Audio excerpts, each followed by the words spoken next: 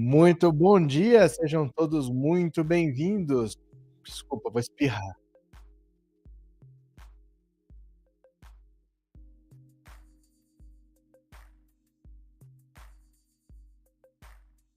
Vixe, ainda bem que eu desliguei o microfone. Ô louco, deixa eu pegar aqui, ó, acertar a data que eu não acertei. Hoje está demais, estou na correria. Mas olha, deixa eu falar para vocês, como é linda a sensação de ver o Sérgio Moro ser pego cometendo ilícitos. O Sérgio Moro, o todo-poderoso, o Superman, o defensor da justiça, o homem que combate a corrupção, o homem que prende os poderosos, o homem que não tem medo de nada, cometendo seus ilícitos, cometendo crime eleitoral, transferindo o domicílio eleitoral sem ter vínculos com São Paulo, e foi enxotado de São Paulo de volta para o Paraná. Eu acho é muito pouco. Olha, vocês não têm ideia do peso que isso tem para a campanha do Lula, porque toda vez que alguém falar alguma coisa de condenação do Lula, é mais uma coisa negativa contra quem condenou o Lula. Olha o tipo de juiz que condenou o Lula. Um juiz que foi considerado parcial, um juiz que foi considerado suspeito, um juiz que foi trabalhar nos Estados Unidos, voltou com o bolso cheio de dinheiro, ninguém sabe o que ele fez. O juiz que prendeu o líder das pesquisas e foi ser ministro do cara que ganhou. Um juiz que fraudou o domicílio eleitoral para concorrer por um outro estado para conseguir foro privilegiado. Isso tem um peso enorme para o Lula, tem um impacto gigantesco e vai deixando, não é o Sérgio Moro mais desmoralizado, mas toda a Operação Lava Jato e o que foi feito contra o Lula vai ficando desmoralizado. O Bolsonaro, que tem que enfrentar o Lula, não tem argumentos. Porque o que ele pode falar? Ah, a minha economia não está boa, mas a culpa não é minha, a culpa é da Ucrânia, a culpa é da pandemia, a culpa é do sei o quê. Mas do Lula, o que ele pode falar? Porque no tempo do Lula a economia era boa, o país crescia, o povo se lembra. Foi 12 anos atrás, não foi tanto tempo assim. E ele não pode ficar acusando o Lula de ladrão, primeiro, porque tudo foi provado, o Sérgio Moro cada vez mais desmoralizado, e ele recebe o contra-ataque se ele acusar o Lula de alguma coisa, porque ele tem telhado de vidro. A família toda corrupta, a família toda sendo investigada pelo STF. Não era o filho do Lula que era milionário? Todos os filhos do Bolsonaro respondem ao mesmo tempo a inquéritos no STF. O Bolsonaro responde, eu acho que a 7 inquéritos no STF. Então ele fica sem argumentos num momento delicadíssimo. Ele está tentando fazer uma maluquice para baixar o preço dos combustíveis que nem vai baixar, que nem vai dar certo. A arma mais poderosa que ele tem, que são as fake news, um deputado do partido dele foi cassado. Foi confirmado ontem a cassação do Francisquini lá do Paraná por divulgar fake news. Por isso que ele estava fazendo discurso espumando ontem. Eu não vou aceitar a ordem judicial. O que eu posso fazer? Ele estava alucinado ontem, porque ele sabe que ele depende das fake news, o resto ele não pode fazer. Ele não pode acusar o Lula de ser corrupto, ele não pode falar de economia, ele não pode falar de saúde, ele não pode falar de educação. Gente, sumiu um jornalista em inglês e um indigenista na Amazônia. É o governo Bolsonaro. Ele não só acontece no governo dele, porque a gente sabe, faltam 6 meses para o governo acabar. Então, quem está ilegalmente com as costas quentes lá, sabe que a mata vai acabar, eles estão desmatando feito uns loucos, eles estão invadindo terra indígena feito uns loucos, porque eles sabem que o ano que vem não vai ser assim. E o que o Bolsonaro faz para encontrar esse cara? Nada. Disponibilizou uma lancha da Marinha, uma lancha só, para fiscalizar a Amazônia. Não tem avião, não tem helicóptero, não tem nada, disponibilizou uma lancha. Ele está indo encontrar com o Biden, ele vai falar o que pro Biden? O Biden quer saber. Esse repórter aí, como é que fica? O repórter não é inglês, tá? O repórter é americano, trabalha para o jornal The Guardian, que é inglês. O veículo de comunicação é inglês, o repórter é americano. O que ele vai falar para o Biden? Se ele pudesse, ele se enfiava debaixo da terra. Mas qual que é o argumento? A situação é terrível para o Bolsonaro. Com essa derrota do Sérgio Moro, piora. Não tem nada a ver diretamente com ele, mas tira os argumentos que o Bolsonaro tem. O que ele pode ficar falando do Lula? O que ele pode falar que repercuta? Né? E saiu mais uma pesquisa genial, Quest, dando vitória a Lula no primeiro turno também. Então não adianta chorar, todas as pesquisas estão convergindo para isso. Eu estou falando desde o ano passado para vocês, olha, mudou. Antigamente, você pegava doação de empresário e gastava que nem o seu nariz. Acabasse, pegava mais. Sempre tinha um empresário para doar. Agora não, é X. É o fundo eleitoral. Se você gasta numa campanha que não vai para lugar nenhum para presidente, que é uma campanha cara, você não gasta para deputado. E é o número de deputados que diz quanto dinheiro você vai ter na próxima eleição. Então vale muito mais a pena você investir em deputado do que em presidente, que não vai para lugar nenhum. A tendência de toda eleição daqui para frente é ser resolvida no primeiro turno, porque ninguém vai manter candidaturas que não vão ganhar. Se você não tem chance de ganhar, se você não tem chance de disputar, você retira, economiza dinheiro e gasta para eleger deputado que você ganha mais. Então mudou. Ah, mas nunca ganhou. Não importa o que era antes, porque mudou. Agora tem o fundo eleitoral. Isso muda a dinâmica do jogo. Para mim era evidente que só ia ficar Lula e Bolsonaro na disputa, e com dois não tem segundo turno. Com dois, você só precisa ter mais do que a soma dos outros. Se os outros forem um candidato só, já era no primeiro turno, né? Então vamos ver aqui, ó. Tem umas notícias para vocês. Vamos compartilhar a tela, venham comigo, bora. E foi. Olha. Impedido de se candidatar por São Paulo, Moro deve abrir mão de recurso no TSE e se lançar senador pelo Paraná. Claro que ele vai abrir mão de recurso, porque vai tomar outra cacetada. Vai tomar outra cacetada, vai ficar pior para ele, é outra derrota, ele não vai recorrer, né? O ex-juiz e ex-ministro, ex-paranaense, ex-americano, Nossa Senhora, não deve recorrer do Tribunal Superior Eleitoral da decisão do TRE de São Paulo nesta terça-feira, que decidiu que ele não poderá concorrer a uma vaga de senador pelo Estado. Por 4 votos a 2, o tribunal rejeitou a transferência do domicílio eleitoral de Moro para São Paulo. Diante da decisão do TRE, Moro avalia o futuro eleitoral, mas o mais provável é que ele se lance como candidato a senador pelo Paraná. Se isso acontecer, Moro poderá concorrer nas urnas com o senador Álvaro Dias, artífice da filiação dele no ano passado ao Podemos, que pretendia lançá-lo candidato a presidente da República. Mas em março, Moro decidiu deixar o Podemos e se transferir para a União Brasil. Ele vislumbrou que no União, um partido maior, teria mais dinheiro e estrutura para a campanha. No entanto, a reação interna de uma ala do União Brasil a tê-lo como candidato a presidente eliminou essa possibilidade e o partido lançou como pré-candidato o presidente da legenda, deputado Luciano Bivar. Não vamos falar a verdade? Vamos falar a verdade aqui. O que aconteceu com o Sérgio Moro? O Sérgio Moro foi sacaneado, ele tomou uma rasteira. O Luciano Bivar, ele brigou com o Bolsonaro quando o Bolsonaro estava no PSL por dinheiro. Bolsonaro saiu, vou fundar a Aliança pelo Brasil, saiu brigado com o Bivar. Mas na política não é assim. Na política você não tem inimigos, você tem adversários. Numa outra situação, o adversário com o qual você estava brigando aqui pode passar a ser seu aliado. Então, Luciano Bivar é parceiro do Bolsonaro. O União Brasil apoia o governo Bolsonaro. E o Bolsonaro sempre quis limpar a direita. Não, na direita tem que ser só eu. Porque na esquerda, alguém vai ter. Ou é o Lula, se não for o Lula, vai ser alguém do PT, alguém vai estar na esquerda. Então, antes de atacar o Lula, o que ele precisava era limpar a direita, para ficar com todos os votos da direita, ser o candidato único. E ele puxou o tapete do Sérgio Moro. O Sérgio Moro cometeu um erro de ir para um partido nanico, um Sérgio Moro megalomaníaco. Falei, o que ele está fazendo no Podemos? O Podemos não tem dinheiro, não tem tamanho, não tem estrutura para concorrer à presidência da República. Mas ele foi para o Podemos, o Álvaro Dias levou ele para lá. O União Brasil falou, olha, você quer? Eu tenho 300 milhões para fazer a campanha aqui. Ele foi.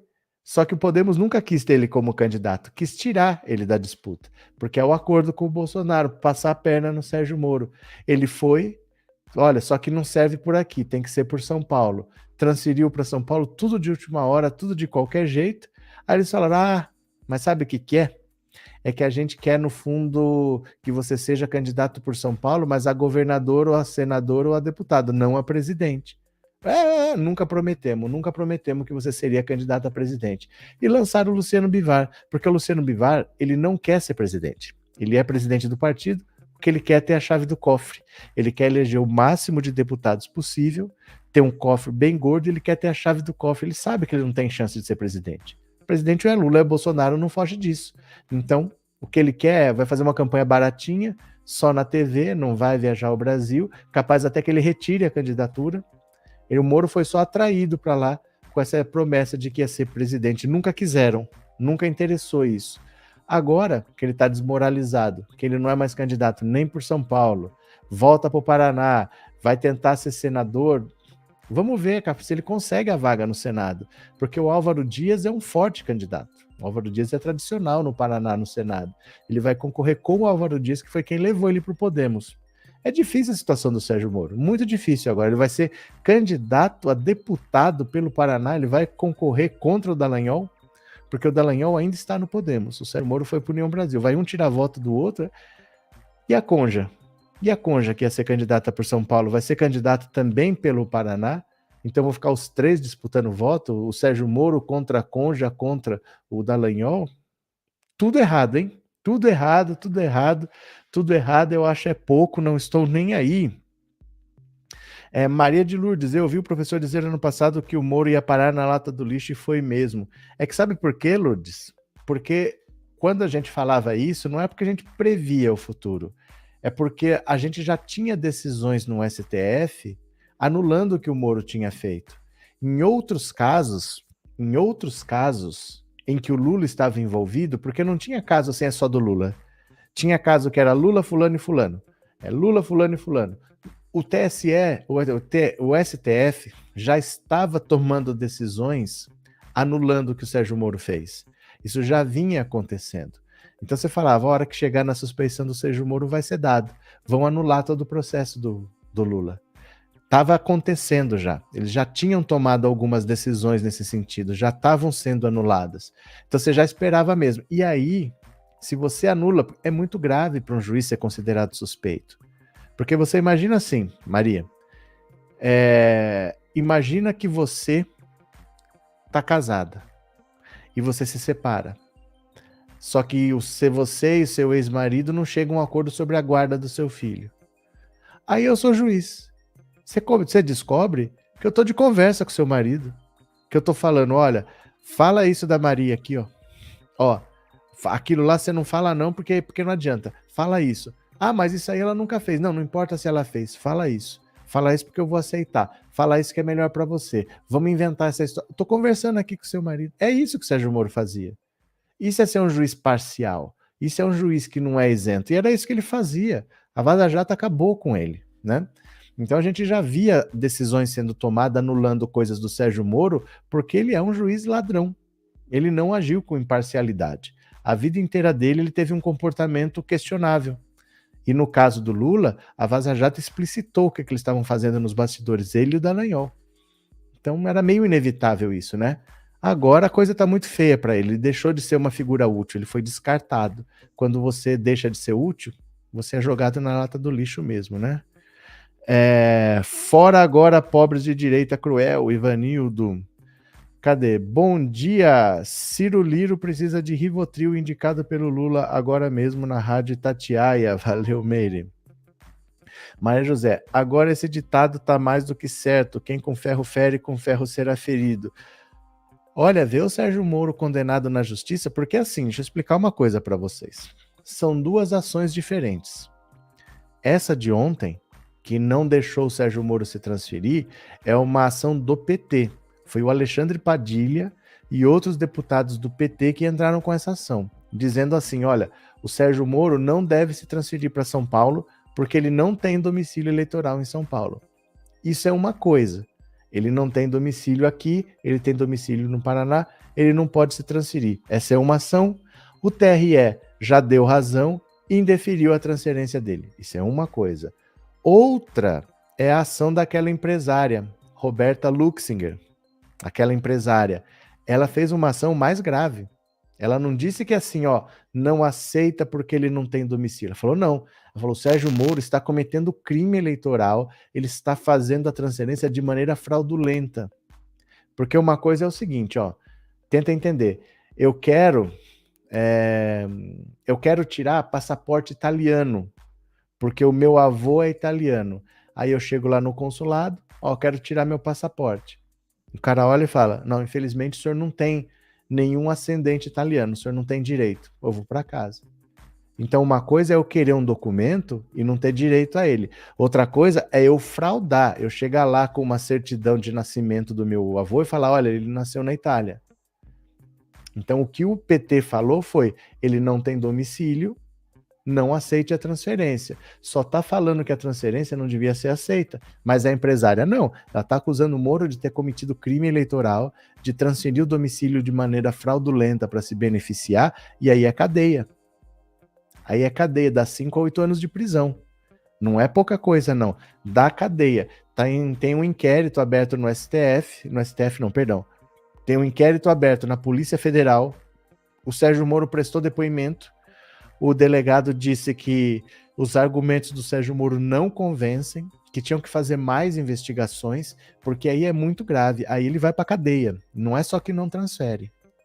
Viu? São duas ações diferentes. A que foi julgada e ele já se ferrou é a mais leve.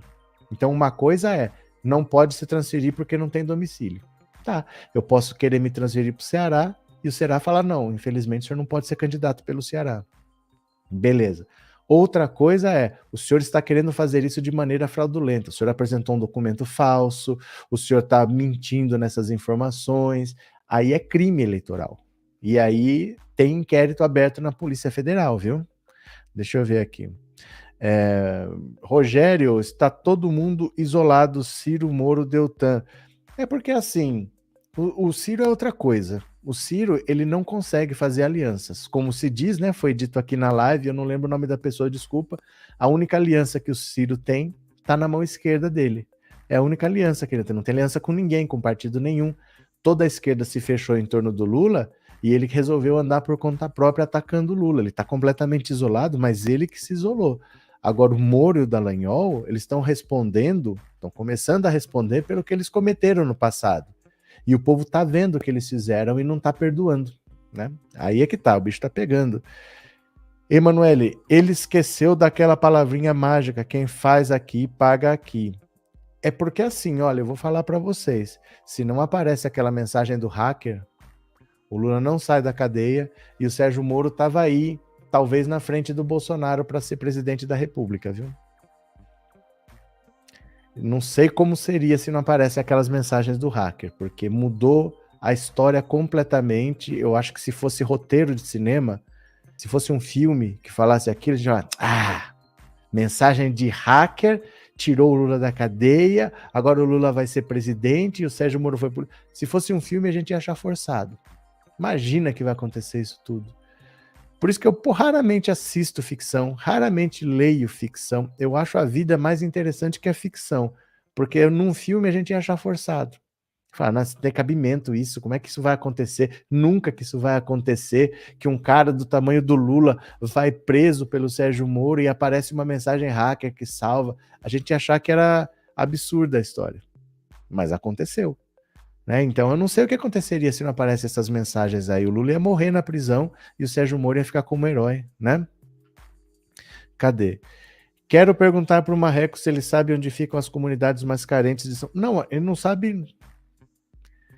Eu acho que ele não sabe nem onde fica São Paulo mesmo, nem o estado, que é vizinho do estado do Paraná. Eu acho que nem o estado ele sabe, nem a capital, nem nada. Não é comunidade carente, não. Ele não tem ideia, gente. O Sérgio Moro de São Paulo só conhece o aeroporto. Só conhece o aeroporto, né? Não tenha dúvida disso, né? Hacker de Araraquara é um herói e obrigado por salvar nosso futuro, disse Henrique. Momento é agora. Quem é o delegado que quer prender o Moro? Não tem delegado que quer prender o Moro. Tem uma investigação na Polícia Federal, está sendo feito um inquérito. Eles estão procurando a documentação. A empresária fez a denúncia. Quer ver, ó? Deixa eu ver se eu acho aqui, ó.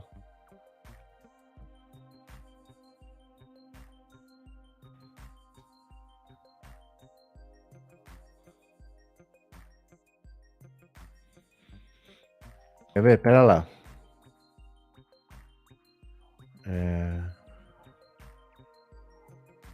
Olha aqui. Dá uma olhada. Achei uma notícia aqui, ó. Isso é muito mais grave do que o que aconteceu ontem, ó. É de 16 de maio essa notícia. Polícia deverá investigar se Moro cometeu crime por troca de domicílio eleitoral. Ó. O Ministério Público Eleitoral de São Paulo determinou hoje que a Polícia Federal instaure inquérito para apurar se o ex-ministro da Justiça e Segurança Pública, Sérgio Moro, e sua mulher, Conja, cometeram fraude ao mudarem o domicílio eleitoral do Paraná para São Paulo. Com base no relatório da corporação, o órgão deverá recomendar o prosseguimento ou arquivamento do processo. A decisão atende a um pedido da empresária e pré-candidata a deputada federal Roberta Luxinger, que solicitou no início de abril a abertura de investigação após Moro e Rosângela terem trocado o domicílio eleitoral de Curitiba para a capital paulista. Segundo ela, Moro teria falsificado documentos comprobatórios de residência em São Paulo a fim de concorrer nas eleições deste ano no estado. Ó, é essa daqui, ó. A UOL, Roberta comemorou a decisão. A verdade vencerá. Nossa luta pela justiça não será em vão. Sérgio Moro e Rosângela não farão de São Paulo palco politiqueiro para suas politicagens.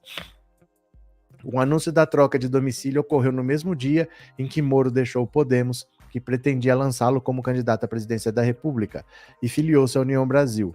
Em nota, na época, o ex-ministro do presidente Bolsonaro disse que mantém vínculos afetivos, econômicos, sociais e políticos em São Paulo.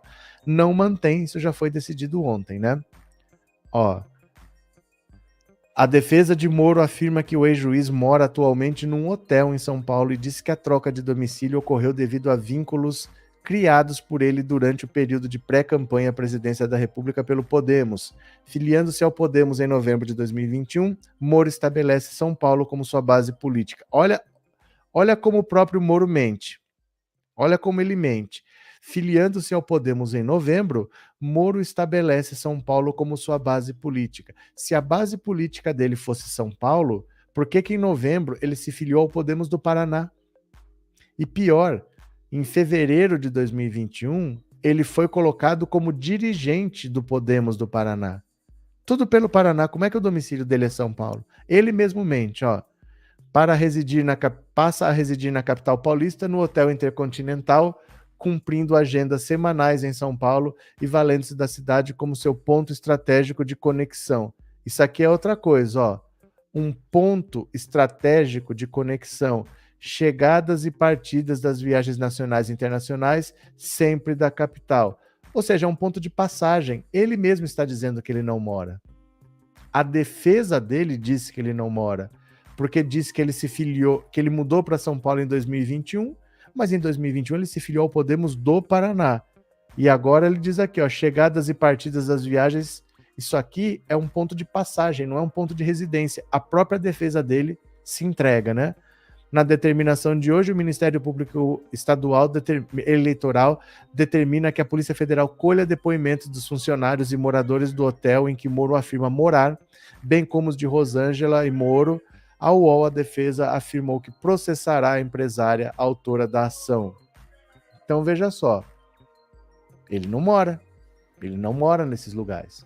O pessoal do hotel está sendo ouvido, é uma fraude, isso é crime eleitoral da cadeia, não é uma coisa leve, porque você está tentando fraudar uma eleição.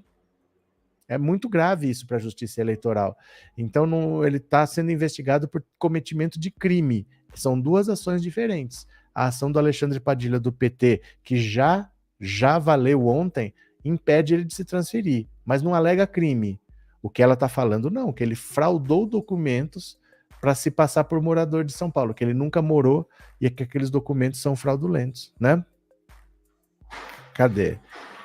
E se ele fosse de São Paulo, os filhos estariam estudando aqui, até parece que moraria num hotel. Não tem vínculo com São Paulo, não tem nada com São Paulo. A Rosângela Moro, por exemplo, ela alega, o vínculo dela com São Paulo, ela alega, que ela é advogada, né? Ela tem um escritório de advocacia. Ela alega que ela prestou serviços para uma empresa, um instituto sem fins lucrativos, que cuida de doenças raras, que tem sede em São Paulo. É a mesma coisa que você dizer assim, por exemplo, você quer ver? A Toyota, empresa do Japão de carro, a Toyota, precisa fazer alguma coisa aqui no Brasil. Procura um advogado. Eu sou advogado? Não, eu faço.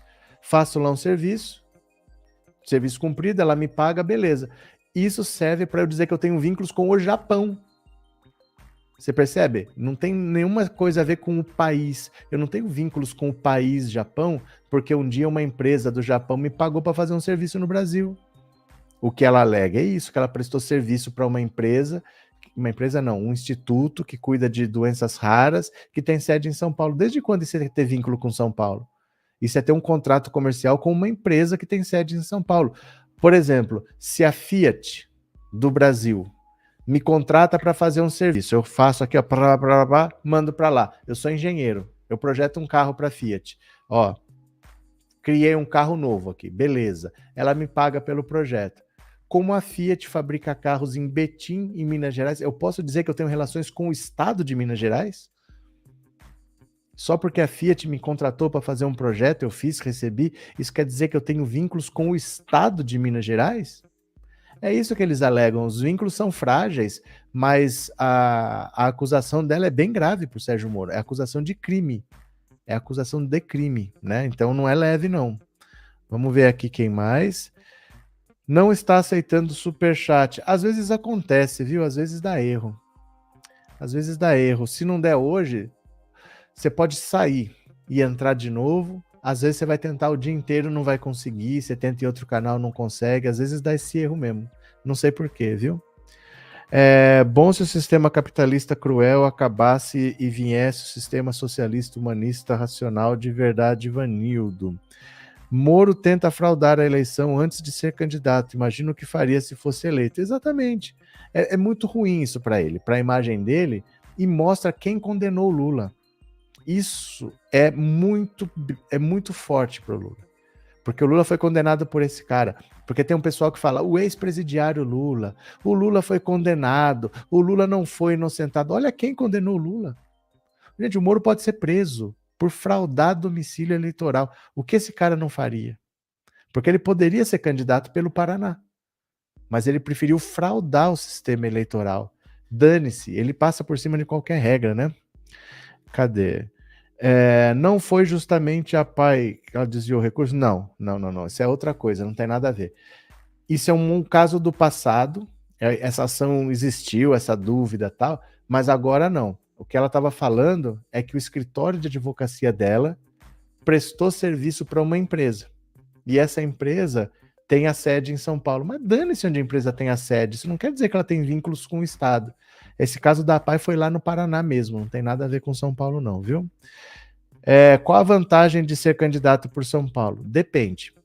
Depende do caso. Se você estiver falando do Sérgio Moro, é uma coisa. Se você estiver falando em geral, é outra. Em geral, por que tem gente que vem disputar por São Paulo? Por exemplo, a Marina Silva, a Rede Sustentabilidade, é um partido que em 2018 não conseguiu superar a cláusula de barreira. A cláusula de barreira é o seguinte, ou você tem um número mínimo de votos, ou você não tem mais acesso ao fundo eleitoral, ao fundo partidário e ao horário eleitoral gratuito. A Rede já não atingiu. A Rede hoje só tem um deputado e um senador. Então, para você conseguir votos, se você tem um nome, a Rede não tem muitos nomes. Um dos nomes é a Marina. Se ela conseguir votos, é melhor que seja em São Paulo, porque é um estado muito grande. São Paulo tem 33 milhões de habitantes. Tem 46 milhões... Não, tem 46 milhões de habitantes, 46, e tem 33 milhões de eleitores. Então, os votos, já que você precisa de uma quantidade, é melhor você ser candidato aqui, porque imagina que você é candidato para um estado pequeno. Roraima, por exemplo, tem 500 mil habitantes. A capital, Boa Vista, tem 400 mil. Não tem muito eleitor. Mesmo que ela fosse candidata a governadora de Roraima, estou chutando um estado qualquer, se ela fosse candidata e fosse eleita e pegasse todos os votos, é pouco, porque ela precisa de quantidade de votos para o partido sobreviver. Então, em São Paulo, como tem muita gente, muito eleitor, te dá a possibilidade de ter os votos que você precisa. No caso do Sérgio Moro, ele poderia concorrer pelo Paraná ou por São Paulo. É a mesma coisa. Para presidente, tanto faz. Ele poderia ser pelo Paraná ou por São Paulo. Mas o União Brasil nunca quis que ele fosse candidato a presidente. Então falaram, não, nós queremos você candidato, mas por São Paulo. Queria que ele fosse candidato a deputado para puxar um monte de voto para o partido e o partido elegeu uma bancada. Eles achavam que o Sérgio Moro poderia ter, por exemplo, 1 milhão de votos, aí ele precisa de uns 200 mil para se eleger, com os outros 800 eles poderiam eleger 4 deputados de repente, entendeu? Então, no caso dele, era para puxar votos. Eles achavam que ele seria um dos campeões de voto pelo Estado, porque 1 milhão consegue, né? Ele é um nome conhecido, 1 milhão ele consegue, e talvez ele elegesse uns 3 ou 4 além dele. Então, por isso que eles falaram, a gente quer você por São Paulo. No Paraná, ele também pode ter uma votação expressiva, mas seria importante para o partido ter votos aqui para eleger uma bancada poupuda, né? Mas não querem, não querem. O Sérgio Moro foi sacaneado, né? Cadê? Estou torcendo para o Bananinha perder nas eleições. Não, isso aí não tem como. Para deputado não tem como. Para deputado é muito pouco voto que precisa. Quer dizer, é muito pouco voto para quem está nesse tamanho, assim, porque o Eduardo Bolsonaro teve quase 2 milhões de votos na última eleição. Com 200 mil ele se elege. Se de cada 10 que votou, um votar, ele está reeleito. É muito difícil que ele não se eleja. Se fosse senador, se fosse governador, se fosse outro cargo, mas deputado consegue. Não tem como. Isso aí não. Ele vai ser um dos campeões. Vai ficar entre ele, o Boulos, ia ser o Sérgio Moro, já não vai ser mais. Esses vão ser os campeões de votos. Eles estão disputando quem vai ter mais, e não se ele vai ser reeleito ou não, né? Cadê? Não sei, mas acho que a Marina não se elege por São Paulo nem para vereadora. Mas ela deve ser vice na chapa do Haddad. E se ela for vice, aí ela vai ter voto, né? Porque o Haddad sendo eleito, vamos dizer, São Paulo tem 33 milhões de eleitores. Votos válidos, vamos dizer que seja 25. Se o Haddad tiver 50%, ela vai ter 12 milhões de votos. Para ela é o suficiente, ela superou a cláusula de barreira. Mas ela não vai ser candidata, provavelmente, a um cargo sozinha. Se ela for vice do Haddad, aí ela tá feita, porque salva o partido, né? Já dei meu like, amei essa live, porque o professor não lê só superchats. Até porque eu estaria mudo se eu fosse ler só superchats, né? Meia hora de live e não teve nenhum. Mas é assim, eu não acho justo. Eu acho que muita gente gostaria de colaborar e não tem a condição. Então eu não acho certo canais que fazem isso, que só leem quem paga, só lê mensagem de membro. Eu não acho certo. Muita gente gostaria de participar e não tem a condição, né? Aí também quem puder, quem tiver a condição, ajuda o canal, porque eu não fico extorquindo vocês, mas quem puder colabora, manda um super chat, um super sticker. Vamos ler mais uma notícia aqui, ó. Vejam. Eleições, Genial Quest, Lula teria 52,87% dos votos válidos e venceria no primeiro turno.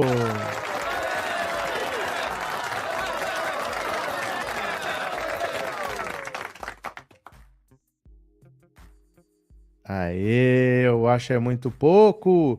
Pesquisa da Quest Consultoria, contratada pela Genial Investimentos e divulgada hoje, mostra que o ex-presidente Lula lidera as intenções de voto para a presidência e venceria a eleição em primeiro turno. No cenário testado com mais pré-candidatos, o petista aparece com 46% na pesquisa estimulada, quando o entrevistado recebe uma lista prévia com o nome dos presidenciáveis.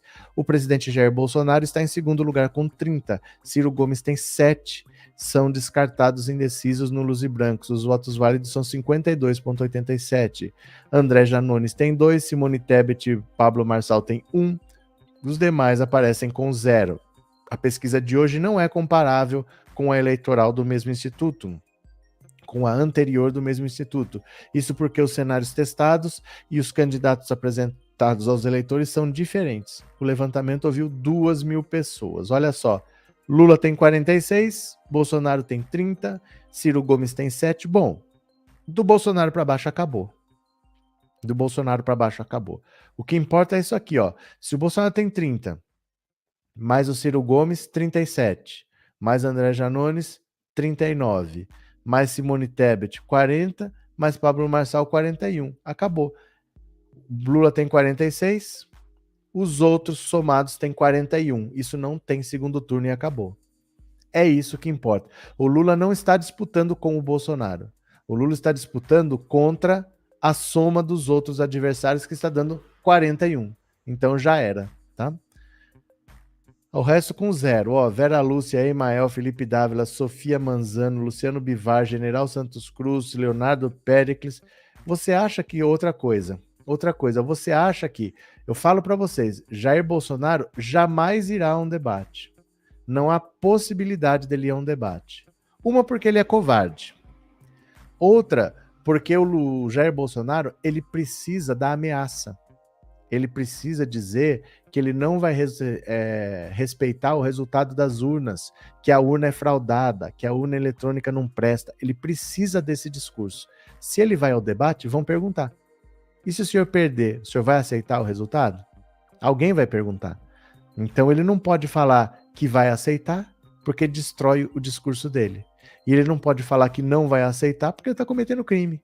Ele precisa da dúvida. Então ele não vai a um debate para esclarecer isso. Se ele não vai, quem vai organizar debate? Você acha que o Lula vai sair de casa para debater com o Leonardo Péricles, do Unidade Popular? Você acha que o Lula vai sair de casa para debater com Sofia Manzano, do PCB? Você acha que o Lula vai sair de casa para debater com o Emael? Olha, soma. Leonardo Péricles, General Santos Cruz, Luciano Bivar, Sofia Manzano, Felipe Dávila, Emael, Vera Lúcia. 0. Pode somar todos esses nomes aqui, ó. 1, 2, 3, 4, 5, 6, 7. Dá 0. O Lula vai sair de casa para debater com esses caras? Ou vai debater com o Pablo Marçal, que tem 1, com a Simone Tebet, que tem 1, com o André Janones, que tem 2? Não vai. Não vai ter debate, gente. Não vai ter debate. Não vai ter debate. É impossível imaginar que alguém vai organizar debate desse jeito, em que o Lula tem que fazer uma pergunta para a Sofia Manzano. E aí eu tenho que esperar o General Santos Cruz fazer uma pergunta para o Emael. Aí eu vou ter que esperar a Vera Lúcia do PSTU fazer uma pergunta para o Pablo Marçal. Não vai ter debate desse jeito. Quem vai organizar isso? Quem vai assistir isso, né? Não vai ter debate. Professor, eu quero que a Dilma vá para a Casa Civil como ministra. Não irá, Ana Maria. A Dilma não vai estar no governo, o Lula já falou isso, que ela não vai estar no governo. Ela é maior do que um ministério, Lula falou. A Dilma não estará no governo, né? Juiz Eco esqueceu de estudar a lei do retorno Joinville. Janete. Cadê? Que vergonha essa gente que vota num sujeito como esse Eduardo Bozo Nojo. Mas, Marilene, a gente tem que aceitar que o mundo é assim. Pessoas pensam diferente da gente. Não adianta, ai, como que pode votar no... Gente, o Bolsonaro representa o que muita gente quer falar. O brasileiro, eu acho que às vezes vocês não percebem que país vocês estão. O brasileiro é extremamente racista, extremamente homofóbico, extremamente machista, e o Bolsonaro representa o que muita gente quer falar, sim. Infelizmente, esse é o país que a gente vive. As pessoas não são tão legais. Tem muita gente racista, muita gente homofóbica, que concorda com o discurso dele, que gay é falta de porrada mesmo. Eu não quero ligar a televisão e ver gay beijando. Eu não quero que isso, eu não quero aquilo. Tá cheio de gente assim, né? Cadê? Desmoralizado. Pronto. Olha, ninguém mandou nenhum superchat, nenhum super sticker, ninguém se tornou membro. Colaborem com o canal, tá? Colaborem com o canal. E Ciro Gomes, a nossa alegria. Ciro ataca Lula, mas boa parte de seus eleitores daria voto útil nele.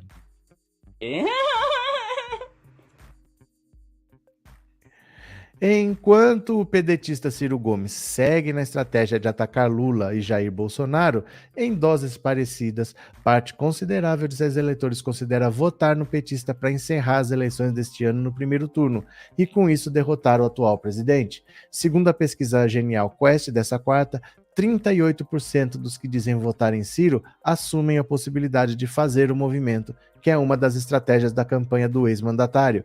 Com a margem de erro é de 2 pontos, para mais ou para menos, é correto afirmar que 4 em cada 10 apoiadores do postulante do PDT se enquadram na estatística. Terceiro colocado nas pesquisas com 7, Lula tem 47, Bolsonaro tem 29, o candidato do PDT fica acima da média geral nesse ponto do levantamento.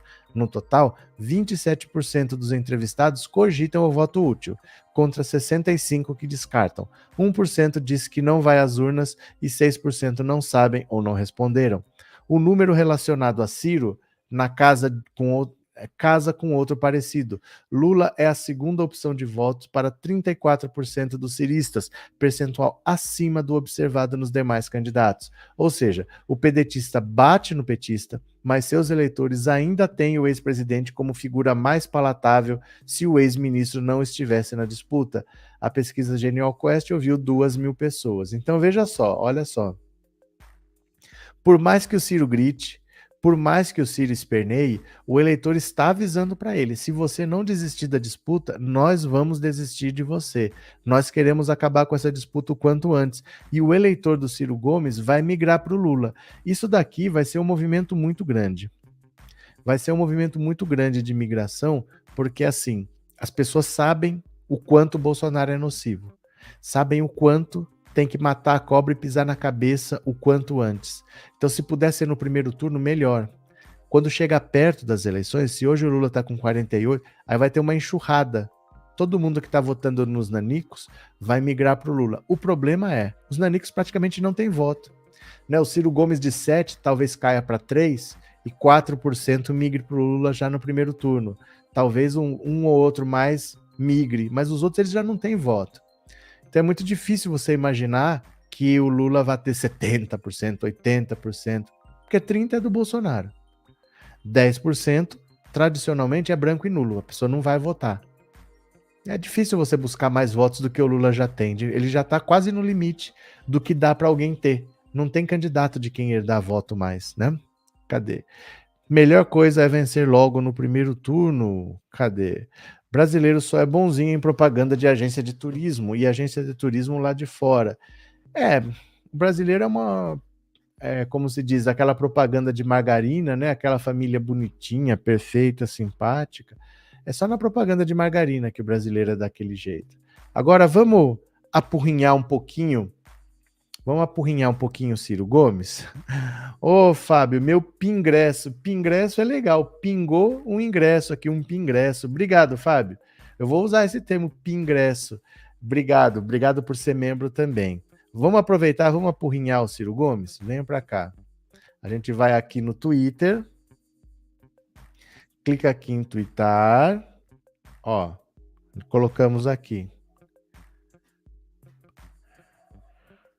Mais uma pesquisa, desta vez a Genial Quest. Pronto, mais uma pesquisa, dessa vez Genial Quest, da Lula já no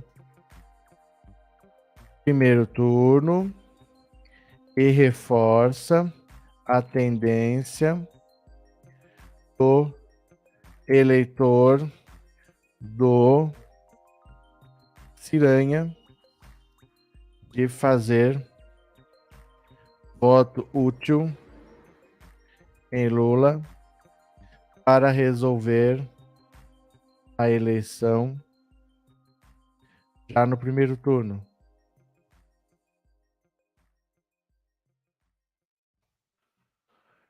Se o Ciro não desiste, se Ciro não desiste, o eleitor desiste dele. Hashtag desiste Ciro. Hashtag Paris Mon Amour. Pronto. Mais uma pesquisa, dessa vez a Genial Quest, da Lula já no primeiro turno e reforça a tendência do eleitor do Ciranha de fazer voto útil em Lula para resolver a eleição já no primeiro turno. Se Ciro não desiste, o eleitor desiste dele. Desiste Ciro, Paris Mon Amour. Pronto. Aí. Agora eu mando o link para vocês vão lá, já sabem, né? Comenta a hashtag Desiste Ciro, coloca, retweeta com Desiste Ciro, vá nas outras postagens e comenta Desiste Ciro, Desiste Ciro, vá no perfil do Ciro Gomes, nas postagens dele, hashtag Desiste Ciro, Desiste Ciro, Desiste Ciro, e vamos matar essa eleição o quanto antes. Vamos fazer isso? Vamos matar essa eleição o quanto antes? Cadê? Sou apoiador do Tiro, porém vou fazer voto útil no Moluscão. Mas aí, Henrique, deixa eu falar para você. Não é sacanagem, não é bronca, é uma dúvida sincera. É uma dúvida legítima, é uma dúvida sincera. Escreve para mim por que você é apoiador do Ciro. Não é para dar bronca, não é para te esculachar, é sério mesmo. Por que você vota no Ciro Gomes? Conta para mim que eu quero saber. Eu vou esperar uma resposta. Só isso. Diz por que você apoia o Ciro. Vamos lá. Ciro está apodrecido de ódio, rancor e ressentimento. O caso desse sujeito é clínico, Marilene. Cadê quem mais? O Marreco se ferrou, a lei do retorno não falha, Marreco só assado a pururuca. Marreco a pururuca? Nunca vi, hein? Mas tudo bem. Onde há miséria, sofrimentos, pobrezas, favelas e mortes, não tem nada certo de verdade. Aparentemente, tudo está certo de verdade, mas verdadeiramente tudo não está certo de verdade. Bastante verdades, hein? Bastante verdades. Paulo, se a família Doriana. Aliás, foi o apelido que um ex-vizinho deu aos Richthofen muito antes de Suzane matar todo mundo. Pois é. Pois é. Viviane partiu apurrinhar o Ciranha. Mas é verdade, gente. Porque o Ciro, ele não precisa desistir. O eleitor vai desistir dele. Então, se a gente ficar desiste Ciro, e esse movimento começar a ecoar, o Ciro Gomes já fez forró falando que não vai desistir. O UOL já repercutiu, a CNN já repercutiu, o Valor Econômico repercutiu. Chegou nele, né? Chegou nele. Cadê? Professor, o senhor tuita certo quanto ao Ciro, mas morro de rir, me divirto, sei que é sério. Não, é que assim, é que faz parte apurrinhar, né? Uma coisa é você usar um argumento político, outra coisa é apurrinhar. No Ciro Gomes, a gente usa argumentos políticos, mas a gente apurrinha também, porque faz parte. Gabriel, Ciro deve ser internado o quanto antes. Desiste, Ciro, você é um caduco e você não tem mais sentido. Ai, ai, ai. Antônio, Ciro é muito teimoso, não tem chances, mas não desiste. É porque assim, o Ciro Gomes, ele não acha. Não é que ele quer ser candidato a presidente. Não é que ele quer ser presidente.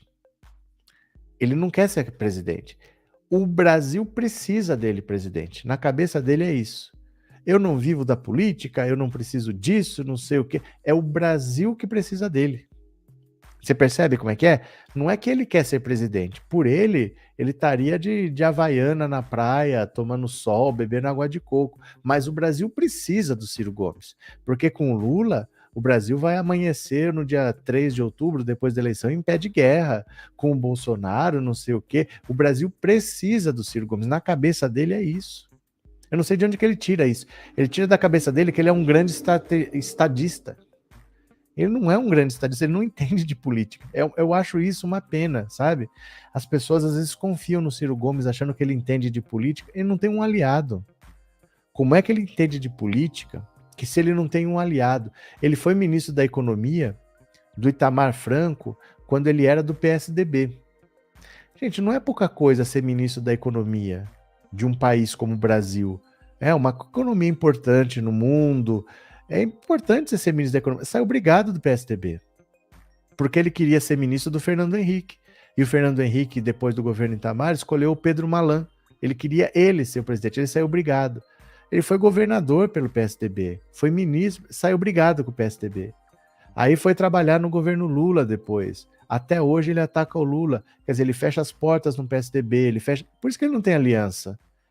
Ninguém faz isso na política. Você vê os ministros do Bolsonaro sair atacando o Bolsonaro? Só o Sérgio Moro. Por isso que tá na lata do lixo também. Mas você viu o Milton Ribeiro, da educação, pastor, barra de ouro, Bíblia? Saiu. E é assim que funciona.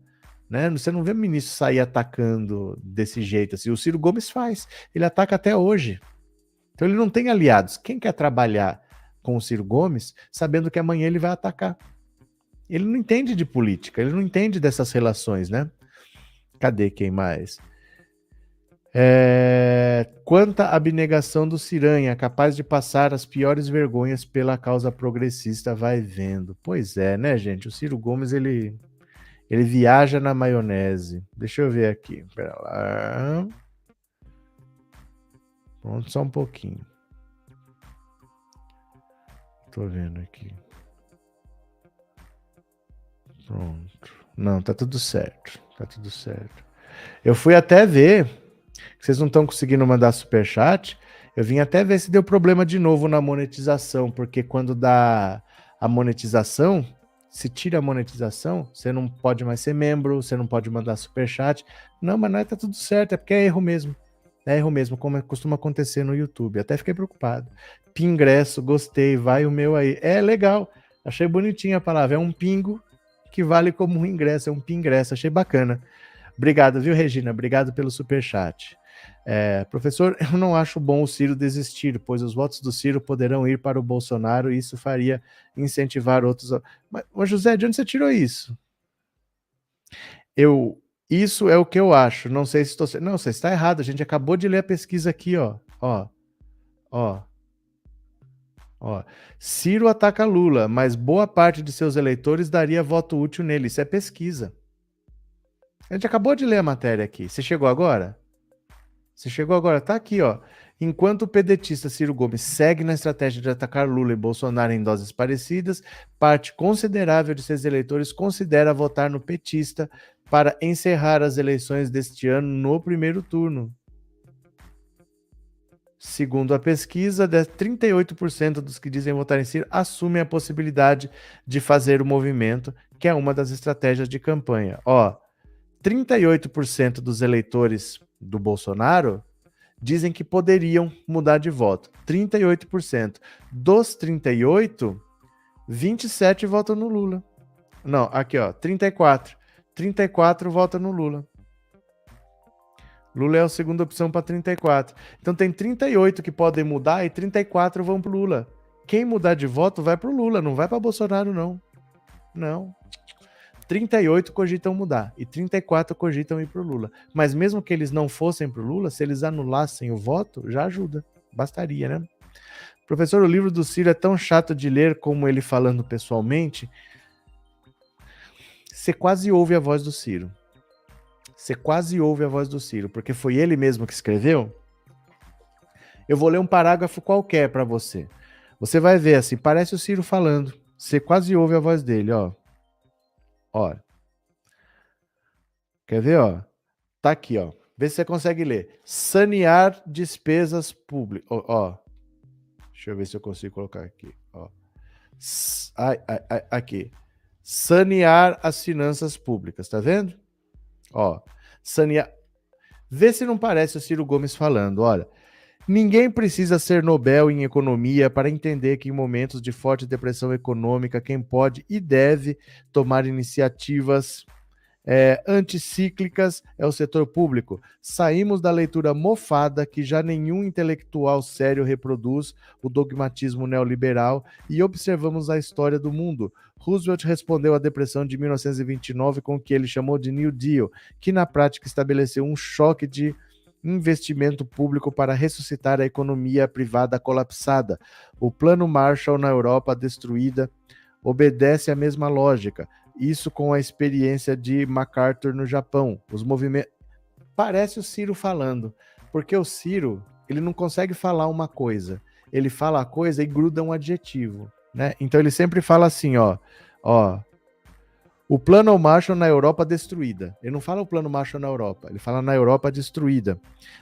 Investimento público para ressuscitar a economia privada colapsada. Ele sempre não é economia pública, é economia... Como é que é?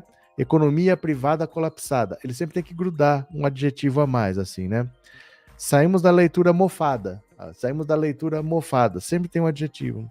Que já nenhum intelectual sério reproduz o dogmatismo neoliberal. É sempre assim, né?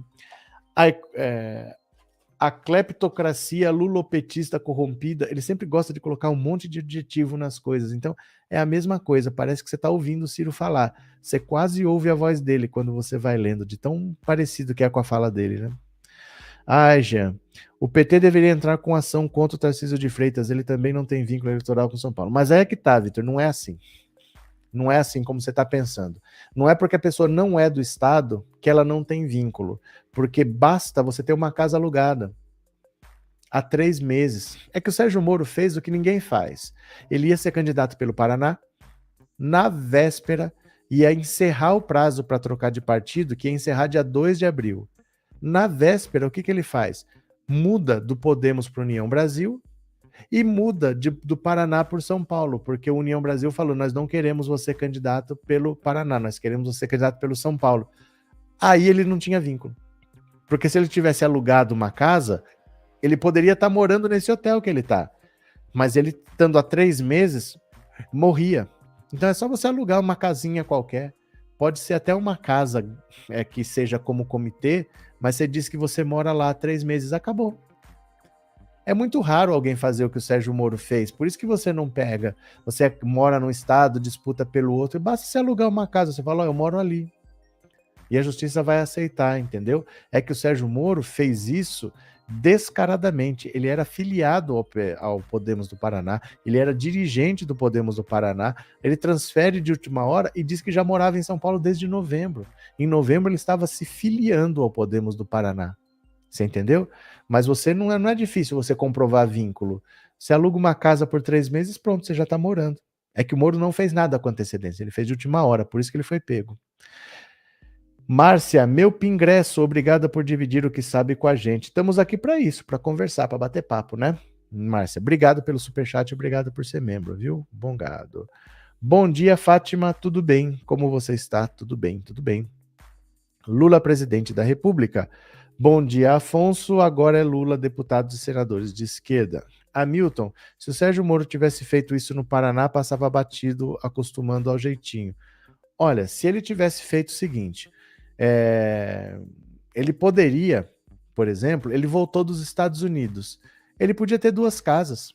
Ele podia ter uma casa no Paraná, que ele já tem um apartamento lá em Curitiba, e ele podia ter alugado uma casa aqui, uma casa pequena, uma casa qualquer, e falar, olha, eu tô entre Curitiba e São Paulo. Ele podia fazer isso, não ia dar para fazer nada, ia ficar. Mas ele não pretendia mudar para São Paulo, ele não pretendia sair do Podemos. Aí de última hora ele foi, e de última hora ele tomou a rasteira.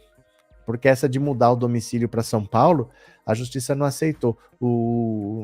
Ele era dirigente do Podemos do Paraná. Como é que ele tinha domicílio eleitoral em São Paulo, né? O Marreco pensou que estava no TRF4. É verdade. Lúcia Maria, obrigado pelo super sticker e obrigado por ser membro, viu? Obrigado de coração, obrigado pelo apoio. Valeu, obrigado. Lula, presidente da República 2023. Cadê?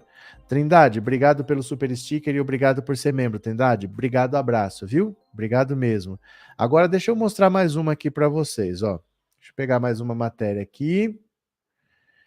Ai, ai, ai, ai, ai. Cadê? Reinaldo Azevedo. Venham comigo aqui.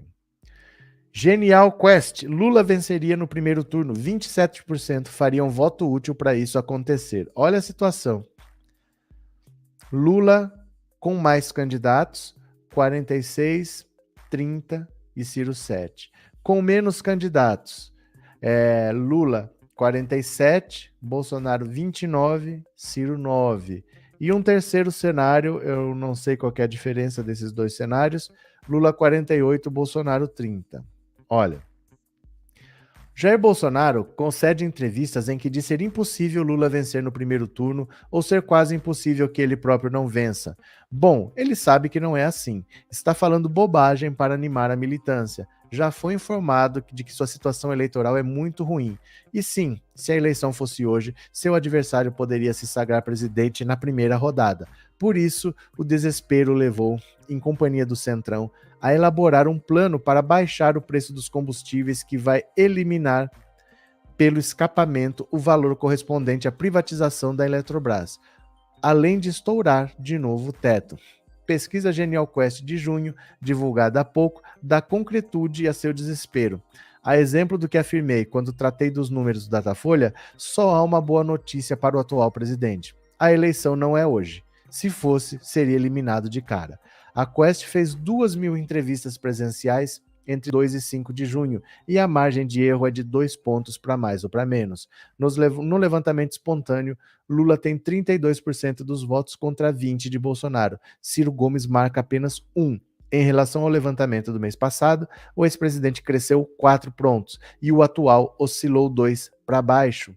Foram testados 3 cenários estimulados. Em todos, o petista faturaria a eleição no primeiro turno.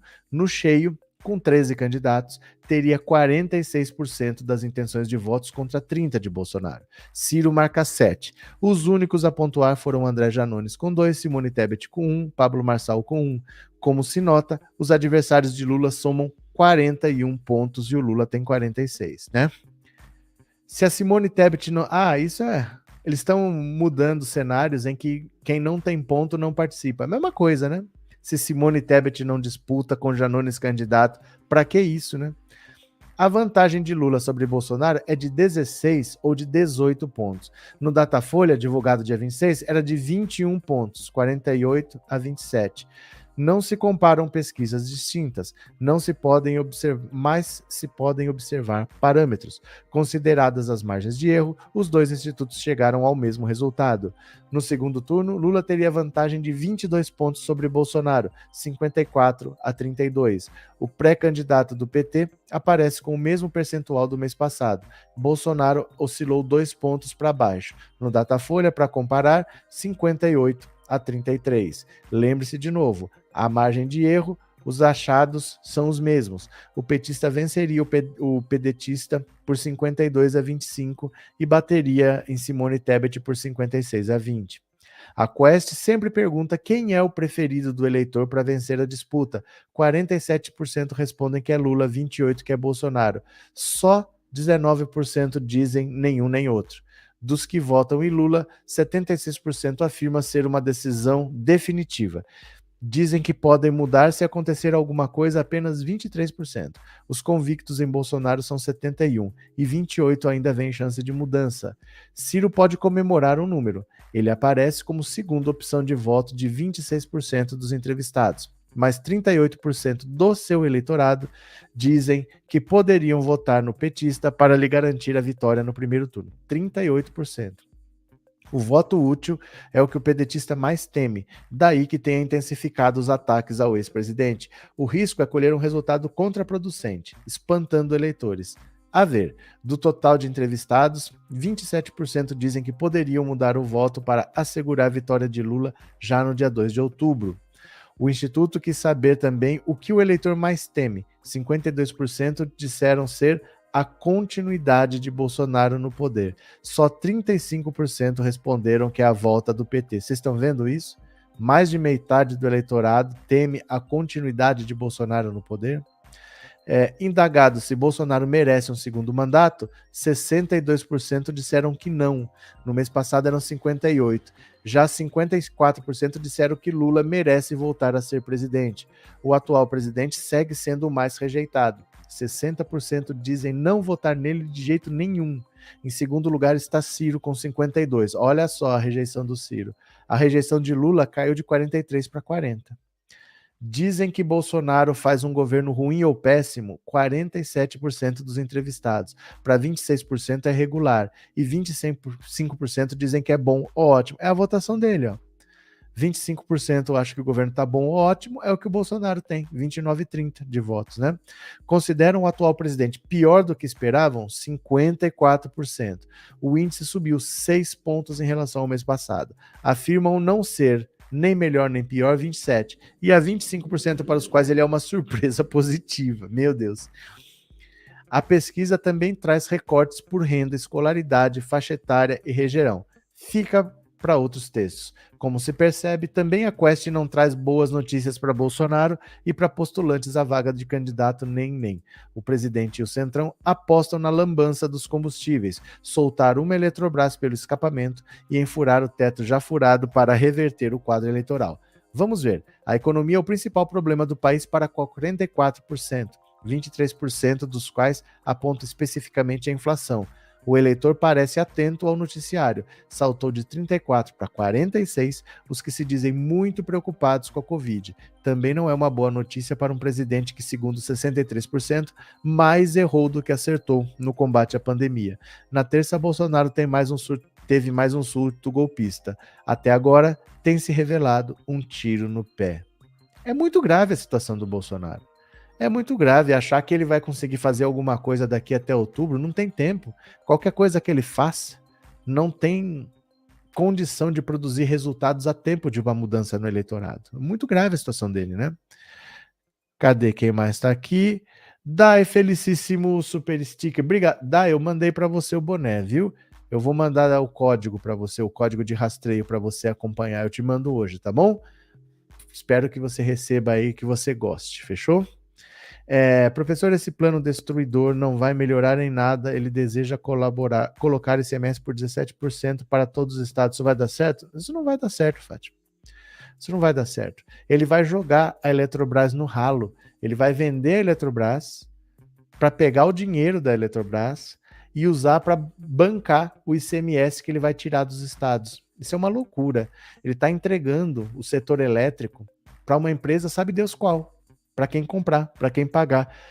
Imagina se os Estados Unidos vão falar assim, ó, o setor elétrico do país está à venda. Se um chinês quiser comprar, tudo bem. Aí o chinês vai lá, faz assim, ó, tuf, no interruptor, desliga a energia. Ninguém vende o setor de energia. O Brasil está querendo vender a Eletrobras. Ninguém faz isso. E ele está vendendo a Eletrobras para torrar até o fim do ano, para forçar a redução do preço dos combustíveis. Mas é muito pouco. É muito pouco, porque ó, na composição, tudo que é cobrado na gasolina tem o preço que vem da Petrobras. Então o posto paga, acho que R$ 2,80, um negócio assim, pelo litro da gasolina que vem lá da Petrobras. Aí ele pagou R$ 2,80. Aí nesse valor ele tem que pôr PIS, COFINS, CID e o ICMS.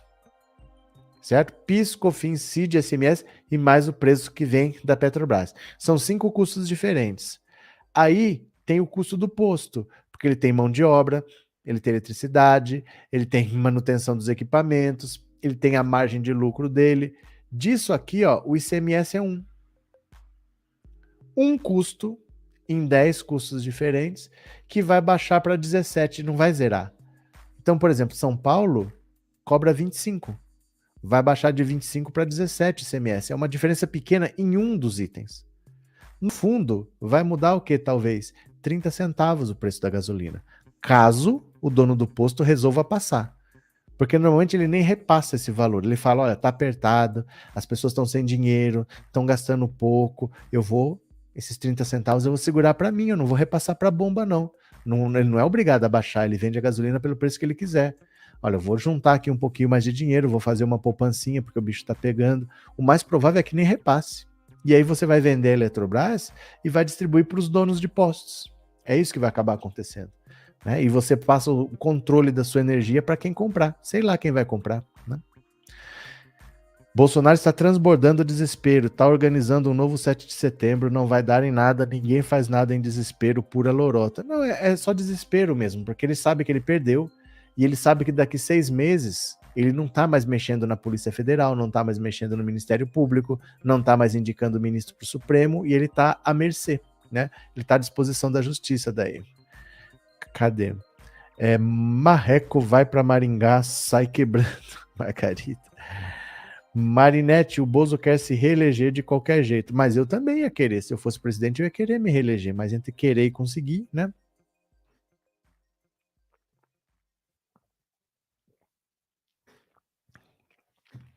É muito difícil você não governar, ficar 4 anos vagabundeando e achar que vai ter um outro mandato.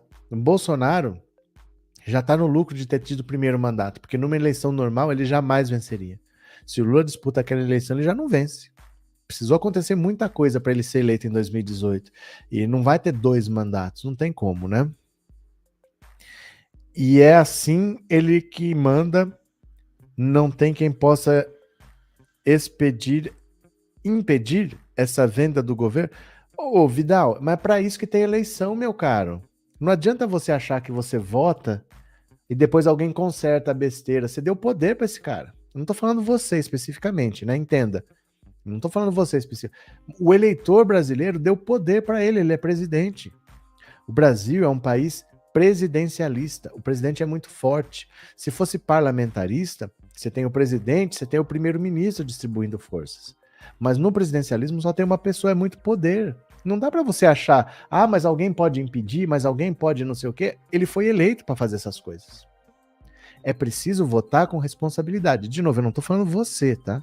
Mas o brasileiro vota que nem o nariz, depois fica esperando que alguém vá lá conserte. É como se fosse um monte de criança, assim, né? Eu fiz uma besteira, mas depois meu pai vem e paga. Não é assim. Você dá poder para um cara desse, ele vai destruir o país, ele vai vender a Eletrobras.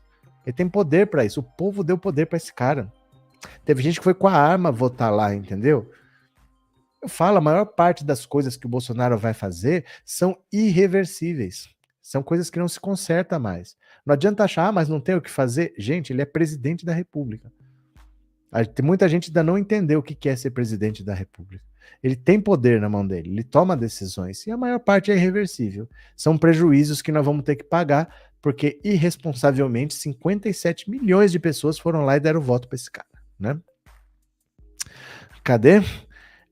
Estes são os patriotas que querem deixar o povo no escuro e mais miséria. O Brasil é o nosso, não só da burguesia.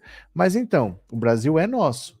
E nós entregamos o Brasil para esse cara. 57 milhões de pessoas fizeram isso. Ele não pode votar dessa maneira irresponsável com que se vota. Ah, eu quero quebrar tudo, eu quero acabar com tudo, eu sou contra a política, eu quero...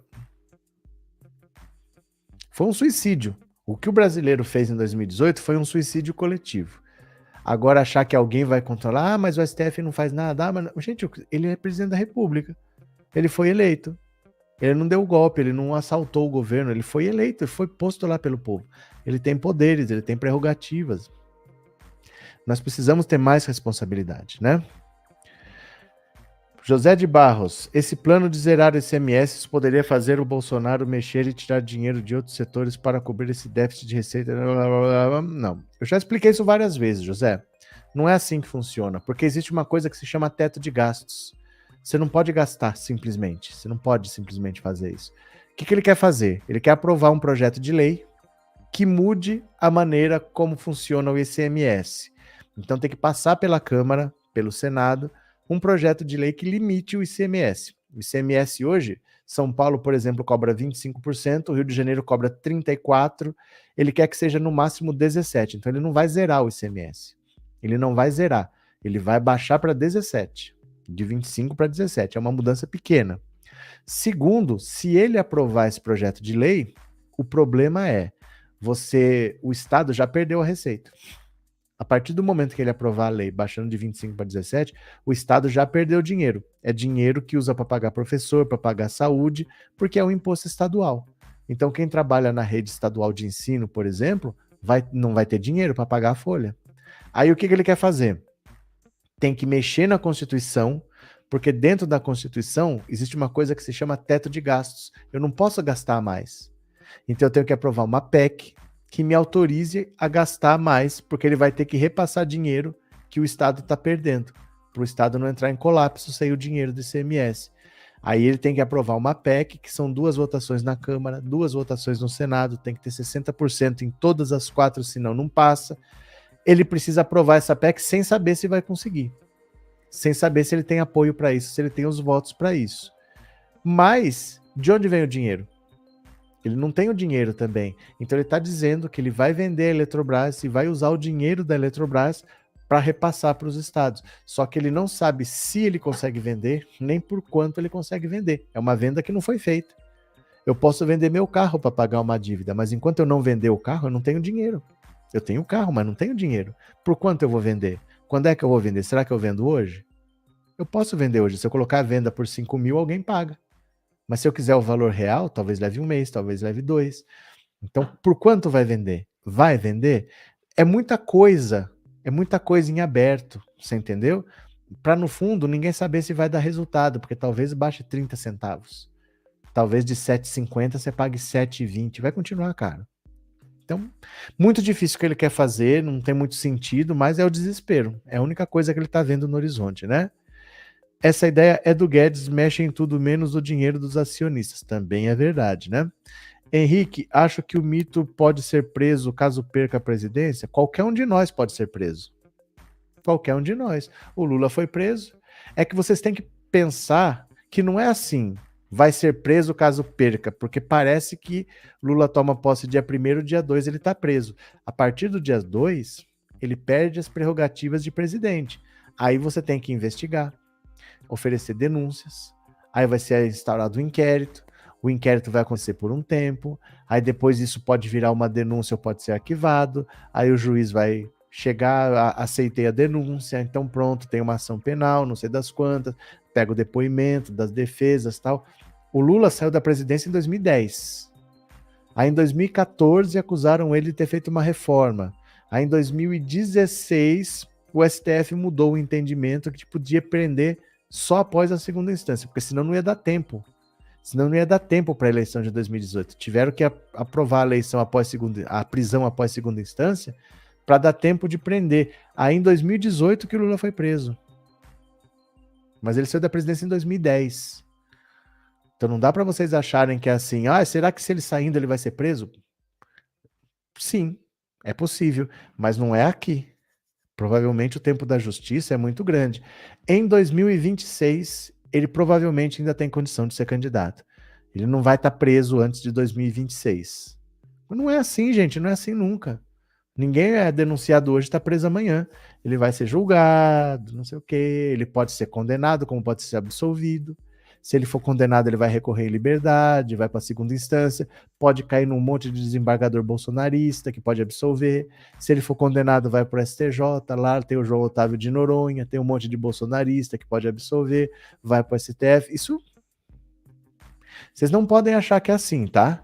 Que ele saiu da presidência, ele está preso. Não, não é assim, demora. Provavelmente em 2026 ainda tem chance de concorrer. Senhor, eu não votei nesse energúmeno, só justifiquei o meu voto. Cada um tem a sua opção, né? O voto de cada um, vota como quiser. Obrigado, José de Barros, entendi. Quem perde são os estados. Depende. É porque assim, tá tudo muito em aberto, não dá para saber quem perde. Porque ele vai tirar dinheiro do ICMS, o ICMS é um imposto estadual. Os estados vão perder essa arrecadação, mas ele disse que vai compensar. Ele disse que vai pagar. O problema é que ele vai pagar com o quê? Ele precisa aprovar uma PEC que permita pagar, porque tem o teto de gastos, ele tem que furar o teto de gastos para pagar mais, e precisa vender a Eletrobras, o nosso sistema energético todo, ele tem que vender tudo e aí entregar para os estados. Nessa conta, o estado não perde porque vai receber um reembolso, mas esse reembolso depende de uma PEC, depende de uma privatização que não estão feitas, então é tudo muito confuso, não é uma coisa simples, é uma lambança mesmo que ele quer fazer, né? E ele vai torrar a Eletrobras inteira até o fim do ano para baixar a gasolina em 30 centavos. Não sei qual é a lógica disso, né? Quer dizer, a questão agora não é a prisão do Bozo, mas nos livrarmos desse encosto no poder. É porque a justiça não é desse jeito. Parece que vai ter alguém com duas algemas, assim que ele passar a faixa. Passou a faixa para o Lula, ele é algemado. Ele não foi julgado, gente. Ele não pode nem ser denunciado enquanto ele é presidente da República. Ele vai ser investigado, vai aparecer uma ação aqui, vai aparecer outra ali, os inquéritos vão andando. Todos os filhos dele estão respondendo a inquéritos. Todos os filhos respondem a inquéritos. Nenhum está preso. Os inquéritos não foram concluídos ainda. Então leva 1, 2 anos para concluir um inquérito. Aí oferece uma denúncia, aí o juiz aceita, marca uma audiência para não sei quando, vai não sei o que, tem um monte de recurso, alegações finais, marca um julgamento. A Flor de Lis tinha julgamento para agora. O julgamento da Flor de Lis ia ser em junho, foi adiado para dezembro. É assim, a justiça é assim, né? Não adianta a gente se iludir que passou a faixa, tá algemado. Não é assim que funciona, né? Boa tarde, Malu, bem-vinda. Cadê quem mais? Nunca esse Bozo fez nada, nem uma emenda, nem nada, Maria José. Fora Bozo e os entreguistas, Eliezer. Mônica, boa tarde, bem-vinda. Cadê quem mais? Carlinhos, não há tempo para ele fazer isso, as eleições estão chegando. Cadê esse aqui? Eu já li da Maria José. O sangue de todas as vítimas das ações desse desgoverno está estampado no título de eleitor de cada eleitor do Bolsonaro, disse o Reinaldo. Pronto. Valeu, meu povo. Conversamos por aqui. Olha, eu tô indo visitar minha filha, viu? Eu tô indo visitar minha filha. Hoje de noite não vai ter live. Hoje de noite não tem live. Amanhã, provavelmente não. E eu vou tentar postar vídeos curtos no outro canal, no canal Olha Isso. Mas é pouco tempo, tá? Eu fico no máximo 10 dias, é uma semana e pouco, e eu tô de volta, tá bom? Então aguenta as pontas que eu tô voltando, eu tenho que ver minha filhota, não posso abandonar minha filha. Eu vou e volto, eu vou lá, falo um oi, dou um beijo e volto, tá bom? De noite hoje não vai ter live, tá? De noite com certeza não tem, amanhã provavelmente também não, mas depois eu já começo a voltar ao normal, fechou? Obrigado pela presença de vocês. Quem quiser, manda um superchat, um super sticker, que eu tô igual ao Valdemiro Santiago lá. Eu tô precisando de 100 pessoas para me doar R$ 1.000. Ai, Valdemiro, cara de pau. Beijo grande, viu, meu povo? Até daqui a pouco a gente se vê e eu já fui. Valeu.